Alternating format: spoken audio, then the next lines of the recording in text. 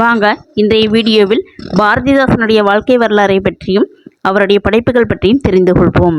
வடமொழியில் எழுதப்பட்ட வில்கணியம் என்னும் காவியத்தை தழுவி தமிழில் பாரதிதாசனால் 1937 எழுதப்பட்ட புரட்சிக்கவி பாரதியின் மீது கொண்ட பற்றின் காரணமாக கனக சுப்புரத்தினம் என்னும் தம் பெயரை பாரதிதாசன் என்று மாற்றிக்கொண்டார்.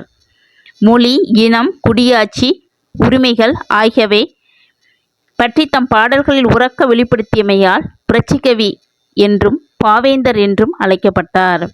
பிரெஞ்சு மொழியில் அமைந்த தொழிலாளர் நலச்சட்டத்தை தமிழ் வடிவில் தந்தவர்.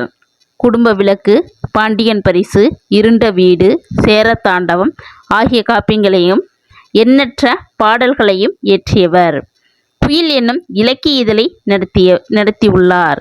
இவருடைய பிசிராந்தியர் நாடகத்திற்கு சாகித்ய அகாடமி விருது வழங்கப்பட்டது.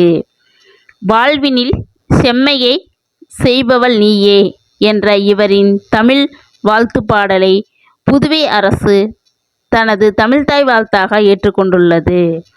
தமிழக அரசு இவருடைய பெயரால் திருச்சியில் ஒரு பல்கலைக்கழகத்தை நிறுவியுள்ளது. நன்றி, வணக்கம். நெக்ஸ்ட் வீடியோவில் பார்ப்போம். இந்த வீடியோ உங்களுக்கு பிடிச்சிருச்சுன்னா சப்ஸ்கிரைப் பண்ணுங்க, லைக் பண்ணுங்க, பெல் பட்டனை பிரஸ் பண்ணுங்க. இது போன்ற வீடியோக்கள் உடனுக்குடன் உங்களுக்கு வந்து சேரும்.